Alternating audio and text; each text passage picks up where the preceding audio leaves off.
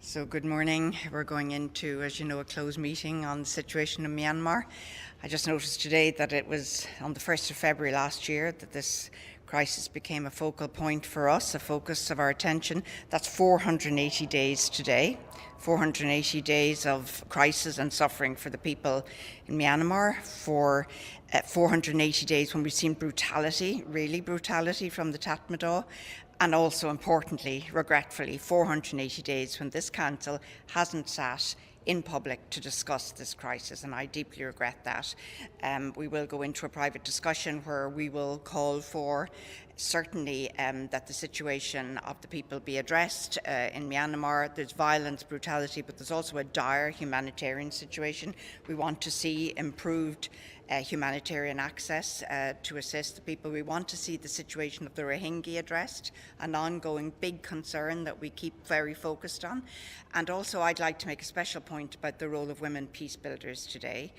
We know the role that women have played on the ground in the civil society movement. We know in the National Unity Government that there are women very active. We want to see women peace builders involved in the talks. Of course, obvious point is we want to see peace talks, fully inclusive peace talks, to get back to peace and a democratic system in Myanmar. Ambassador, after the double veto yesterday on the U.S. resolution that would have strengthened sanctions on North Korea, are you worried about the signal this sends about the future of potential cooperation on the Council on other issues? You have Syria cross-border renewal coming up in the coming weeks? Look, yesterday I was deeply, deeply disappointed to see a double veto in the Security Council on an issue where the Security Council had been united. But I didn't see an alternative to our expressing our views about the really worrying situation on the Korean Peninsula. We took the latest missile launch as another clear signal of the risk and the threat of proliferation. What we have said to the DPRK from the beginning is that there would be consequences. The Council really needs to assume and listen to itself. The consequences were something that the Council itself signalled. Am I worried about the implications for others? You mentioned the Syria humanitarian file. That, for me, is one of the critical issues, very, very core piece of work ahead of the Security Council. Ireland, with its co-pen Norway, we're working very hard to make sure that the millions of people behind the only one existing crossing at Bab al-Hawa are given the humanitarian assistance they absolutely need. We know in Syria this year, over 12 million people are at the threshold of crisis in terms of food security. It's a much more serious humanitarian situation than the last time we addressed this. Surely humanity will prevail this time, and we will at least renew one border crossing.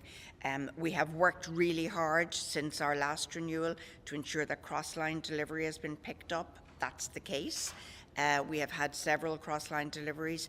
We've also seen very significant steps forward on the ground in early recovery investment, from water systems to basic humanitarian infrastructure investment. So we have really worked hard to make sure this is a holistic approach, but we cannot replace, there's no other mechanism that can ensure the access to those who are in need through that Bab al-Hawa crossing.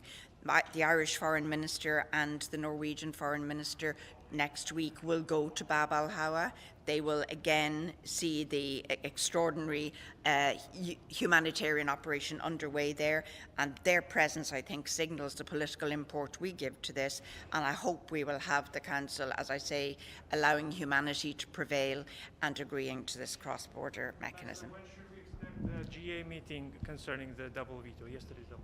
As you know, in the GA resolution, the call was for a meeting, an urgent meeting within 10 days.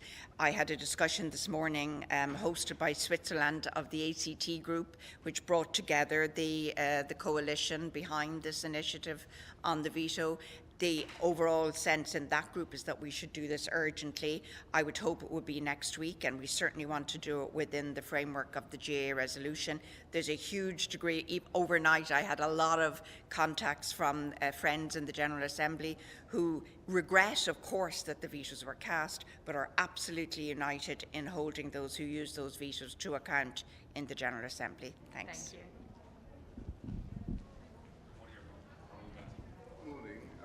going to be brief.